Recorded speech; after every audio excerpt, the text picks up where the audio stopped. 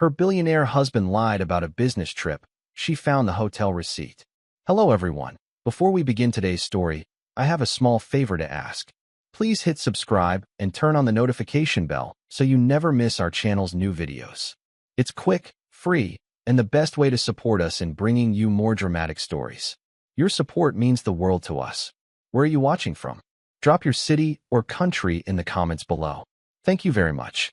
The first lie in a marriage rarely sounds like betrayal. Sometimes it sounds like a flight number, a tired voice, and the words, "I wish I could be home tonight." Naomi Brooks stood in the golden quiet of the Whitmore penthouse, one hand resting on the back of a dining chair, the other holding her phone against her ear as the candles she had lit for their 6th wedding anniversary trembled in the soft air from the vents. Beyond the floor-to-ceiling windows, Manhattan glittered like a city made of promises, every tower wearing its own crown of light, every avenue flowing with yellow cabs and Friday night dreams. On the table sat Grant's favorite dinner, rosemary chicken, roasted asparagus, and a bottle of California Cabernet she had saved for this exact evening. Her red dress, the one he once said made her look unforgettable, moved like quiet fire around her knees. "Denver?" she asked softly, not because she doubted him, but because disappointment needed one small place to land. Grant Whitmore sighed on the other end, polished and exhausted in the way powerful men learned to sound when they wanted sympathy without questions. "Board emergency. The investors are nervous. I hate this, Naomi. I'll make it up to you." She closed her eyes and pictured him in some airport lounge, white shirt sleeves rolled up, laptop open, that focused crease between his brows. Her husband, the billionaire hotel developer the magazines called Visionary, the man who could command a room with a glance and make donors empty their wallets for a cause with a single speech. To the world, Grant and Naomi were proof that love could cross status, race, and expectation. He was the white billionaire who had married a black woman. From Brooklyn, with a voice gentle enough to calm a room and a spine strong enough to carry one. She had helped build his foundation from a glossy, tax-friendly idea into something real, something that paid rent for single mothers, funded college applications, and kept food pantries open after the cameras left. "Do what you have to do," she said, because that was what love had taught her. Patience, grace, room for another person's burdens. Just be safe. After the call ended, the penthouse became too quiet. Naomi blew out the candles one by one, watching the smoke curl upward like tiny gray questions. She folded her napkin, covered the dinner, and carried the untouched anniversary card back to her bedroom. Its message felt almost too innocent now, to 6 years of choosing each other. By morning, sunlight spilled across Grant's dressing room in pale ribbons. Naomi was returning his charcoal suit jacket to the closet when something slipped from the inner pocket and landed near her bare foot. A receipt. Heavy cream paper. The kind used by luxury hotels that believed even proof should feel expensive. Naomi bent down and picked it up. At first, her mind refused to understand what her eyes were reading. The Whitmore Grand Hotel. Presidential Suite. Check-in, 7:42 p.m. Manhattan, New York. Not Denver. Not a board emergency. Not even 10 miles from where she had spent the night alone, defending his absence to her own breaking heart. Her thumb brushed the signature at the bottom. Grant A. Whitmore. For a long moment, Naomi did not cry. She did not scream. She simply stood there in the clean morning light, still wearing her wedding ring, still breathing in the familiar scent of his cedarwood cologne, while the city below continued moving as if nothing sacred had just cracked. Then she took a photo of the receipt, placed it exactly where she had found it, and closed the closet door with the careful silence of a woman who had just realized the truth was no longer hiding from her. It was waiting to see what she would do next. Naomi returned to the kitchen with the kind of calm that did not feel natural, the kind a person wears when the heart has stepped back from the body to protect itself. The penthouse still smelled faintly of rosemary, wax, and the white lilies Grant had sent before he told her he would not be coming home. She moved through the room slowly, touching nothing she did not need to touch, as if the truth had turned the apartment into a museum of things she had once believed. The receipt was no longer in her hand, but she could still feel its weight, its smooth, expensive paper, its cruel little numbers arranged with perfect businesslike honesty. At 8:15 a.m., Grant called. Naomi looked at his name glowing across her phone and let it ring 3 times before answering. "Good morning," she said, her voice steady enough to surprise her. "Morning, beautiful," he replied, warm and easy, the same voice that had once made her feel chosen in crowded rooms. "I just landed. I am exhausted. Denver was a mess." Naomi stood by the window, watching a delivery truck crawl along Madison Avenue below. "I can imagine." The meeting ran late. Then the car service was delayed. "I barely slept." Each sentence arrived polished, rehearsed, wrapped in the confidence of a man who did not expect to be questioned. Naomi listened with her free hand resting against the cool glass. For 6 years, she had trusted that voice. She had trusted it through bored dinners where strangers stared too long at her skin before praising her elegance, through charity luncheons where wealthy women called her inspiring when they meant unexpected, through magazine interviews where Grant smiled and said Naomi made him a better man. She had believed him because love, when it is honest, teaches the soul to relax. Now every word he spoke made something inside her sit upright. "You should rest when you get home," she said. "I will. I picked up flowers for you at the airport." The lie was so small beside the others that it almost made her sad. "That is thoughtful." By noon, Grant walked into the penthouse carrying a bouquet of white roses wrapped in silver paper. His charcoal coat was draped over one arm, his jaw clean-shaven, his smile soft with practiced regret. He crossed the room and kissed Naomi on the forehead, the gesture familiar enough to hurt. "I am sorry about last night," he said. "You deserved better." She looked up at him, searching his face not for guilt, but for the man she remembered. "Did you eat?" she asked. "Barely. Airport food." He set the flowers on the counter and loosened his tie. That was when Naomi saw it, faint but undeniable, a pale rose-colored mark near the inside edge of his collar, almost hidden beneath the fold of white cotton. Her breath did not change. Her hands did not shake. She simply reached for a vase beneath the sink and filled it with water. "The roses are beautiful," she said. Grant smiled, relieved by the simplicity of forgiveness he had not earned. "I knew you would like them." Naomi trimmed each stem with slow precision, letting the clipped ends fall neatly into the sink. Her mother, Evelyn Brooks, had once told her that dignity was not silence, and silence was not surrender. At the time, Naomi had been too young to understand the difference. Now she did. Silence could be a locked door. Silence could be a mirror. Silence could be the moment before a woman decided whether the life she had built was still safe enough to stand inside. Grant stepped behind her and placed his hands lightly on her shoulders. "I missed you," he said. In the polished steel of the kitchen window, Naomi saw their reflection, his tall frame behind hers, his white shirt bright against her deep brown skin, the flowers between them like an apology arranged for display. She smiled just enough for him to believe it. Then her eyes drifted to the collar again, and the room seemed to lose 1 degree of warmth. "I missed the truth," she whispered, so quietly that Grant did not hear her. But Naomi heard it, and for the first time since she found the receipt, the pain inside her began to harden into purpose.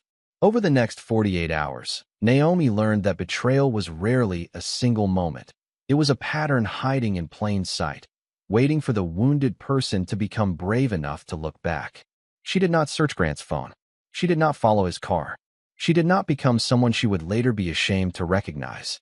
Instead, she opened her own calendar, her own emails, her own memories, and began arranging them like quiet evidence on a table only she could see. There had been the Thursday dinner he missed because of a sudden investor call in Chicago. Though his cuff links had returned in the pocket of a tuxedo he only wore to private events in New York. There had been the Sunday brunch with donors where Claire Donovan arrived wearing the same rare French perfume Naomi had smelled in Grant's car 2 nights earlier. There had been the board retreat in Aspen that ended 1 day early for everyone except Grant, who claimed the chairman needed him to stay behind. Naomi remembered Claire at that retreat, her blonde hair swept into a perfect knot, her smile smooth as glass whenever she addressed Naomi as if kindness were a professional skill. Claire was Grant's communications director, the woman who shaped his public image, softened his mistakes, and fed the press the version of him they wanted to print. Naomi had defended her once, after an older trustee dismissed Claire as ambitious in a tone that made ambition sound like a crime. A woman should not be punished for knowing her value, Naomi had said then. The memory stung now, not because Naomi regretted the principle, but because she had offered grace to someone who may have mistaken it for blindness. On Monday morning, while Grant took a private call in his study, Naomi sat in the foundation office downstairs with her laptop open and her face composed.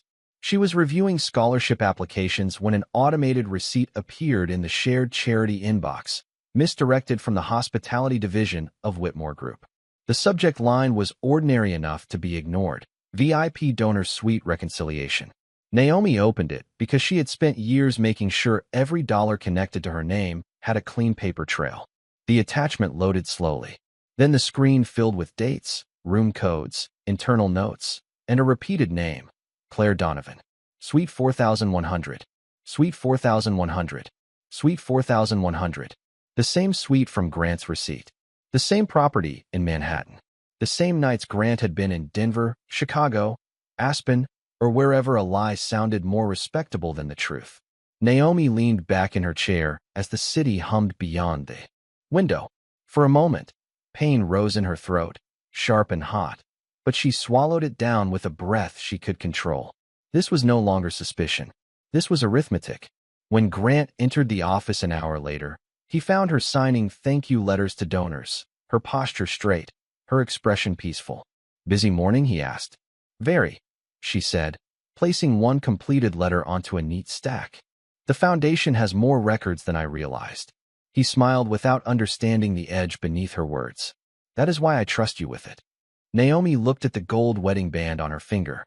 She slipped it halfway off, just enough to feel the cooler skin beneath, then pushed it back into place before he noticed. Trust, she was beginning to understand, was not proven by what people said when the room was full. It was proven by what they protected when they thought no one was watching. That evening, Grant left his iPad on the kitchen island while he took a shower. Naomi was setting a glass of water beside it when the screen lit with a message preview from Claire. "Same suite tonight. She still believes you." The words sat there beneath the soft kitchen lights, small and devastating. Naomi did not touch the device. She did not need to. She had already seen enough. She turned away, placed the water glass exactly where she had intended, and walked toward the bedroom with the quiet grace of a woman who was no longer waiting for the truth to confess. She was preparing to make it stand in the light.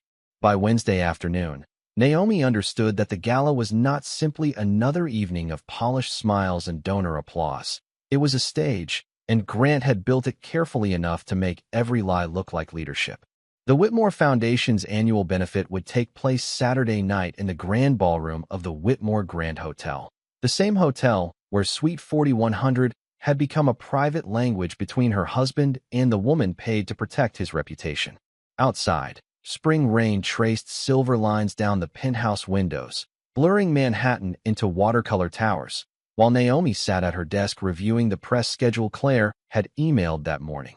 There would be photographers at the entrance, a tribute video, a scholarship announcement, and a joint interview where Grant planned to speak about family, sacrifice, and the woman who kept him grounded.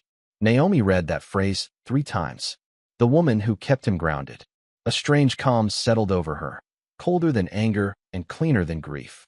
He did not want a wife that night. He wanted a symbol. He wanted her deep brown hand folded around his white one beneath the lights, proof for the cameras that his home was honorable, his foundation pure, his public image untouched. Naomi closed the laptop and looked across the room at the framed photograph from their wedding day. She had been smiling beneath a canopy of white orchids, believing love was not perfect, but honest enough to grow. Now she knew honesty was not an accessory to marriage. It was the floor. Without it, everything beautiful eventually collapsed. That evening, while Grant was at a private dinner with 2 trustees, Naomi took a cab to a quiet law office on West 44th Street. Marcus Reed met her in a conference room lined with books and old city maps, his navy suit modest, his expression careful. They had known each other since college, back when Naomi worked 2 campus jobs and Marcus carried casebooks with colored tabs sticking out like warning flags. He did not ask why she had come after business hours. He simply placed a yellow legal pad on the table and said, "Tell me what you know, and tell me only what you can prove." Naomi appreciated that. Sympathy might have broken her. Structure held her together. She laid out copies of the receipt, the misdirected suite reconciliation, screenshots of dates, foundation documents, and the message preview she had written down from memory. Marcus listened without interruption, his pen moving steadily. When she finished, he leaned back and folded his hands. Naomi, this is not just about infidelity. If your name is attached to transactions you did not authorize, you need protection before this becomes public. The sentence entered her like a bell. Clear. Necessary. Unforgiving. I never signed anything false, she said. Then we make sure the record says that before anyone tries to say otherwise. On the ride home, Naomi watched families pass under umbrellas, strangers holding doors for one another, a father lifting his little girl over a puddle as if kindness were still a natural thing in the world. She thought about the women who came to the foundation after divorce, eviction, medical debt, and quiet humiliation, women who apologized for needing help because someone had taught them survival was shameful. Naomi had told them again and again that asking for protection was not weakness. Now she had to believe it for herself. When she returned to the penthouse, Grant was not home yet. A cream envelope waited beneath the door, unmarked, no stamp, no return address. For a moment, Naomi only stared at it. Then she picked it up, carried it to the dining table, and opened it with a silver letter knife. Inside were 3 photographs. Grant and Claire leaving the Whitmore Grand through a private side entrance. Grant's hand at the small of Claire's back. Claire looking up at him with the intimate ease of someone who did not fear being seen. Naomi sat down slowly. The chandelier above her scattered light across the polished table, turning the photographs glossy and sharp. She did not know who had sent them. She did not know whether it was warning, pity, or strategy. But she knew one thing with a certainty that steadied her bones. Saturday night would not belong to Grant Whitmore's version of the truth. It would belong to the truth itself. Grant came home just after 10, carrying the scent of rain, expensive wool, and a restaurant he had not mentioned. Naomi was waiting in the dining room, not in anger, not in tears, but in a stillness so complete it changed the air before he even removed his coat. The chandelier above the table burned softly, spreading warm light over 3 photographs, 1 hotel receipt, and a neat folder of printed records from the foundation. Grant stopped at the doorway. For a second, the billionaire who could negotiate towers, silence critics, and turn doubt into applause looked like a man who had walked into a room where every exit had disappeared. Naomi, he said carefully, what is this? She sat with her hands folded in front of her, her wedding ring catching a thin blade of light. The truth, I think. But I wanted to give you the chance to name it yourself. His eyes moved from the receipt to the photographs, then to the folder. He loosened his tie, buying time with emotion she knew too well. You are misunderstanding something. Naomi almost admired the reflex. Denial came to him as naturally as breathing. Then help me understand. Were you in Denver on our anniversary? Grant looked toward the windows, where Manhattan glittered beyond the glass, indifferent and alive. The board situation was complicated. That is not an answer. He exhaled, his jaw tightening. I had meetings in the city. Private meetings. I did not want to worry you. Naomi nodded once, as if he had confirmed a weather report. And Suite 4100? The name of the room landed between them with quiet force. Grant's expression shifted, not enough for strangers to notice, but enough for a wife who had loved him through 6 years of mornings, headaches, speeches, and silences. Claire handles many internal bookings. Do not make her your assistant in this lie. Naomi said, her voice low, not sharp, but final. I saw the records. I saw the message. I have the photographs. Grant's control thinned. Who sent you those? That is the first honest thing you have asked tonight, and it is still the wrong question. He stepped closer to the table, anger rising beneath his polished surface, not loud, but defensive. You do not understand the pressure I am under. Every decision, every headline, every donor, every investor, every person waiting for me to fail. Do you think that is easy? Naomi looked at the man she had once prayed beside before his biggest presentations. No, but pressure does not make betrayal honorable. He flinched, then recovered with the pride that had built his empire and weakened his soul. I made mistakes. That does not mean you get to judge everything I have done. I am not judging everything, she said. I am judging this. She opened the folder and turned 1 page toward him. His face changed. Not fear exactly. Recognition. The kind that comes when a hidden door is found.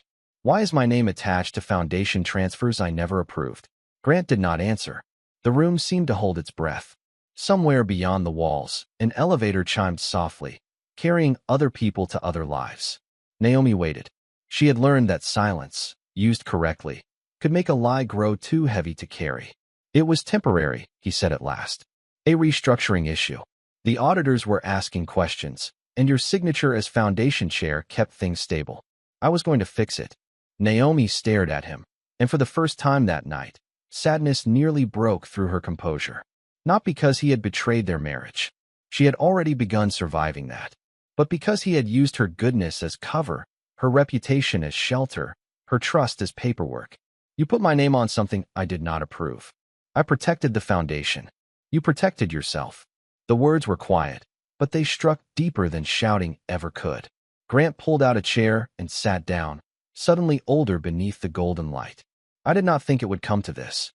Naomi stood, gathering the photographs, but leaving the receipt on the table between them. Did you lie because you were afraid to lose me? Or because you were sure I would stay? His silence answered before his mouth could. Naomi slipped off her wedding ring and placed it beside the receipt. The sound was small, almost gentle, but it changed the shape of the room. I loved you with clean hands, Grant. Do not mistake that for empty ones. Then she walked past him toward the bedroom, not to collapse, not to beg, but to pack what belonged to the woman she still was. The suitcase Naomi carried out of the penthouse was not large. It held 3 dresses, 2 pairs of shoes, a folder of documents, her mother's old silver bracelet, and the kind of heartbreak that could not be folded neatly into anything. Grant stood in the hallway as she passed, his shirt sleeves rolled to his forearms, his face pale beneath the soft recessed lights. Naomi, do not leave like this, he said, and for a moment his voice had no empire in it, no money, no power, only fear. She paused near the elevator, but did not turn around. There was a time when those words would have brought me back. The doors opened with a quiet chime. Grant took 1 step forward. Where will you go? Naomi looked at him then, really looked at him, at the man who had once made her laugh in a crowded grocery store because he could not tell cilantro from parsley, the man who had held her hand through her father's memorial service, the man who had somehow become both memory and stranger. Somewhere my name is still safe, she said. The elevator doors closed before he could answer. Outside, New York rain fell in silver sheets, washing the sidewalks clean beneath the streetlights. Naomi refused the town car waiting at the curb and raised her hand for a yellow cab instead. The driver did not recognize her. He did not ask why a woman in a silk blouse was leaving one of Manhattan's most expensive buildings with a single suitcase near midnight. He simply asked for an address. Brooklyn, she said. Bedford-Stuyvesant. The city changed slowly through the wet glass, from towers to bridges, from polished lobbies to corner stores with flickering signs, from the life Grant had built around her to the life that had built her first. By the time the cab stopped in front of Evelyn Brooks's brownstone, Naomi had not cried once. Her mother opened the door in a robe and slippers, silver hair wrapped in a scarf, eyes already knowing before Naomi spoke. Mothers heard certain kinds of pain before words arrived. Come in, baby, Evelyn said. That was all. No questions in the doorway. No panic. No shame. Just warmth, lamplight, and the smell of chamomile tea. Inside the narrow kitchen, Naomi finally set the suitcase down. Her strength did not disappear. It simply sat beside her, tired. Evelyn poured tea into 2 chipped mugs, the same mugs Naomi remembered from high school mornings when money was tight, but the house was full of music. He lied, Naomi said, and he used my name. Evelyn's face tightened, but her voice stayed gentle. Then we protect your name before we mourn the marriage. The sentence settled over Naomi like a blanket and a command. She looked at her mother's hands, brown and lined from years of nursing. Shifts, church bake sales, and holding families together when life got expensive.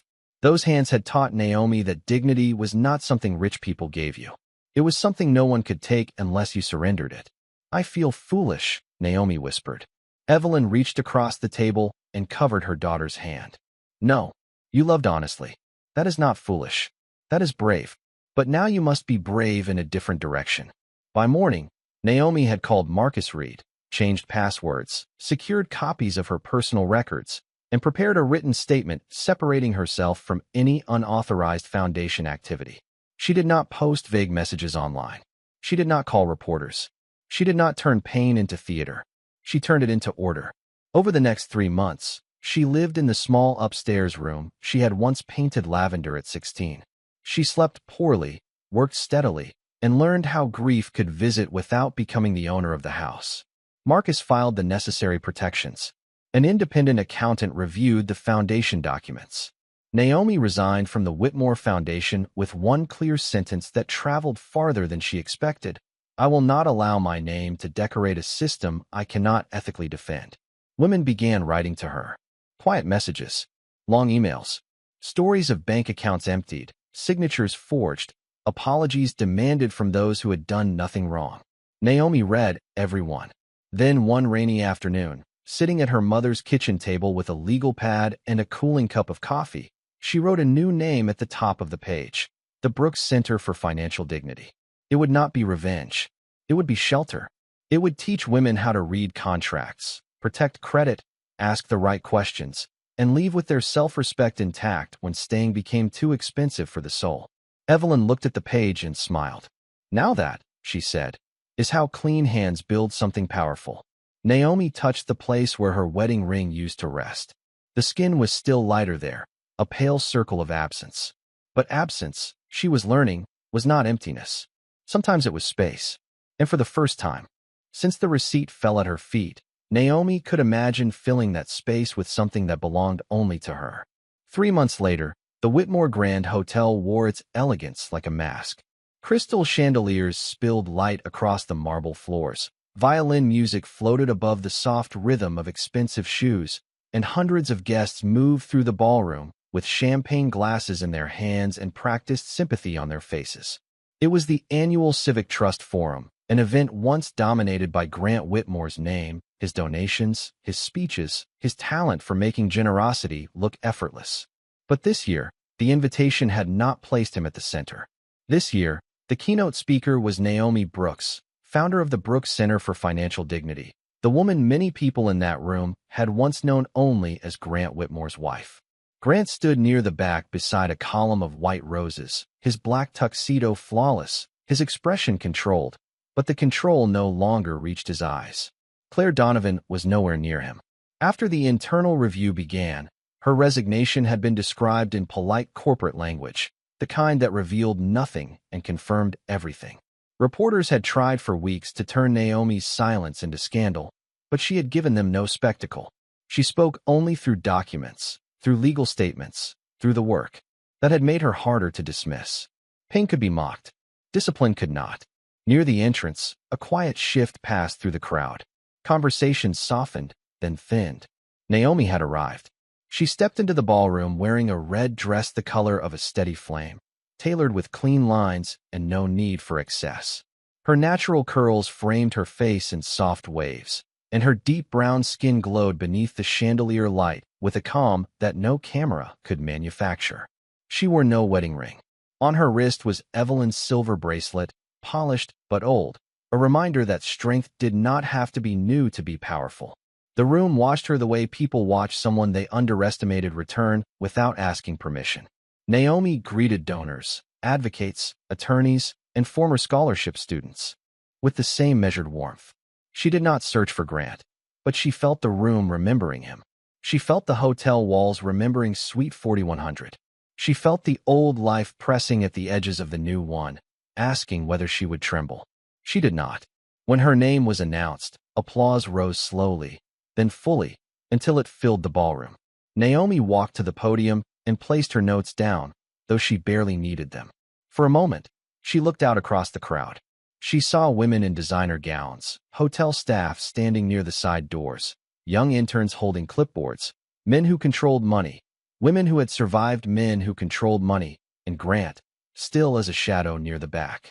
Trust, Naomi began, her voice clear, is not a decoration for public life. It is the foundation beneath it. The room became very still. Many of us are taught to recognize generosity when it arrives with cameras, speeches, and large checks. But real generosity is quieter. It is honest bookkeeping. It is a contract explained in plain English. It is a signature never used without permission.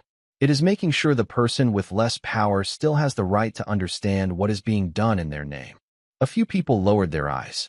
Others sat straighter. Naomi continued, not as a wounded wife, but as a woman who had turned the wound into a doorway for others.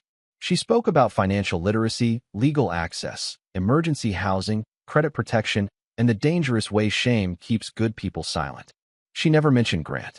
She never mentioned Claire. She did not need to. Every honest sentence carried its own witness. A lie does not only break a heart, she said near the end. Sometimes it breaks a person's confidence in their own judgment. That is why healing must include education. We do not help people by telling them to be stronger. We help them by giving them tools, language, records, advocates, and the dignity of being believed. The applause came before she finished, but Naomi lifted one hand gently, asking the room to let the message land. The Brooks Center exists because no one should have to choose between survival and self-respect. Not in marriage, not in business, not in any room where their name is being used while their voice is being ignored. When she stepped away from the podium, the ballroom rose to its feet. The sound rolled over the marble, up to the chandeliers, and back down like rain finally released from a heavy sky. Grant did not clap at first. He simply stared at her, and in his face Naomi saw the first honest thing he had given her in months, the knowledge that she had not returned to destroy him. She had returned to outgrow him. Then a reporter near the front called her name, careful but loud enough for the microphones to catch. "Mrs. Whitmore, is it true your husband used your name to protect his foundation?" The applause faded into a charged silence. Naomi turned back toward the room, her red dress still as flame, her hand resting lightly on her mother's bracelet. And for the first time, she allowed the public version of the story to meet the truth. The question hung in the ballroom with the precision of a struck bell. Cameras shifted, microphones lifted. Faces turned from Naomi to Grant and back again, hungry for collapse, waiting for anger, waiting for the kind of pain that could be clipped, captioned, and sold before midnight. Naomi stood at the edge of the stage, her red dress steady beneath the chandelier light, and understood how easily a woman's truth could be reshaped if she handed it over in pieces. So she did not hand them a wound. She handed them a boundary. "My legal name is Naomi Brooks," she said, calm enough that the correction carried farther than any accusation. "And yes, my name was attached to foundation activity I did not authorize." A current moved through the room. Grant closed his eyes for half a second, as if the words had found the place he had been protecting. Naomi continued, her voice even, her hands relaxed at her sides. "I trusted the wrong person with access to my life, my work, and my reputation. That is a painful thing to admit in public, but I will not let embarrassment become silence, and I will not allow my name to be used in any way that could harm the people I promised to help." Marcus Reed stepped forward from the side of the ballroom and handed a prepared statement to the event chair, who passed it to the press pool. No drama, no shouting, just paper, dates, signatures, and facts arranged in the clean language of accountability. Naomi watched the first row of reporters begin reading. Their expressions changed from curiosity to focus. The story was no longer a rumor about a marriage. It was a record of responsibility. "An independent review is already underway," Naomi said. "I have cooperated fully, and I will continue to do so. I also want to be clear that the purpose of tonight is not humiliation. Humiliation does not rebuild trust. Truth does." She turned then, not toward the cameras, but toward the staff members standing near the ballroom doors, the young interns by the registration table, the scholarship recipients who had come to celebrate a future bigger than someone else's scandal. The people served by charitable work are not props for powerful people. Their rent, their tuition, their groceries, their medical appointments, their safety, those things are real. They deserve systems that are honest, not beautiful speeches covering private disorder. Grant moved at last, stepping away from the column. The room parted for him, not out of admiration this time, but uncertainty. His face was pale beneath the warm lights. "Naomi," he said, and the single word carried apology, warning, and grief all at once. She looked at him without hatred. That was what seemed to undo him most. "Grant," she said softly, "this is not the place for private regret." The sentence ended whatever power he thought the moment still owed him. By the next morning, The Whitmore Foundation announced a temporary suspension of its executive operations. By noon, the board confirmed an internal audit. By evening, Claire Donovan's resignation became public, wrapped in polished language but understood by everyone who knew how powerful rooms protected themselves until documents made protection inconvenient. Grant released a statement accepting responsibility for unauthorized administrative decisions and stepping back from foundation leadership. It was not enough to repair what had been broken, but it was the first time his public words did not ask Naomi to carry part of his burden. 3 nights later, he came to the Brooks Brownstone in Brooklyn, not in a town car with tinted windows, but alone, standing beneath the porch light with his coat collar turned up against the wind. Evelyn answered the door first. She looked at him for a long moment, then called upstairs, "Naomi, he is here." Naomi came down wearing jeans, a cream sweater, and no armor but peace. Grant held a small velvet box in his hand. Her wedding ring. "I thought returning this would mean something," he said. "I thought maybe if I admitted everything, if I made it right publicly, if I helped repair the damage, there might still be a way back." Naomi accepted the box, but did not open it. "Making things right is not a bridge back to me. It is a road back to yourself." His eyes filled, but he did not reach for her. Perhaps he had finally learned that remorse was not permission. "Do you hate me?" he asked.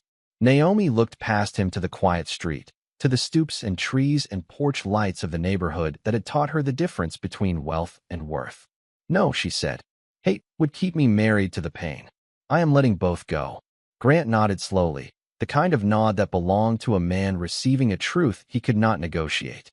Naomi placed the velvet box back into his hands. "I can forgive the wound," she said, "but I will not return to the knife." The porch light shone between them, gentle and final. Grant closed his hand around the ring, and for the first time since everything began, he walked away without asking her to follow. 1 year later, morning light entered the Brooks Center for Financial Dignity through tall front windows that faced a quiet Brooklyn street lined with sycamore trees, coffee shops, and brownstones with flower boxes on the steps. The building had once been an old accounting office with cracked tile floors and buzzing fluorescent lights, but Naomi had turned it into something warm without making it soft. The walls were painted cream. The chairs were comfortable but practical. The reception desk held fresh flowers from Evelyn's garden, and beside the entrance stood a simple brass sign that read, "Your name belongs to you." Inside, women sat with legal advocates, financial counselors, and volunteers who spoke gently without treating anyone as fragile. A young mother learned how to open a separate bank account. A retired teacher reviewed documents she had been too afraid to question. A college student whispered that she did not know where to begin, and Naomi sat beside her, not across from her, and said, "Then we begin with 1 page." The center was not grand in the way Grant's world had been grand. There were no chandeliers, no marble floors, no photographers waiting for the right angle. But every room carried a dignity that money alone could not buy. It carried the sound of people being believed. Naomi moved through the morning in a navy dress and low heels, her curls pinned loosely at the back of her neck, Evelyn's silver bracelet resting against her wrist. She had become known across New York not as the woman a billionaire betrayed, but as the woman who built a door for others after finding her own locked. She still had difficult days. Healing had not arrived like a movie ending, clean and immediate. Some mornings, an old memory could cross her mind without warning.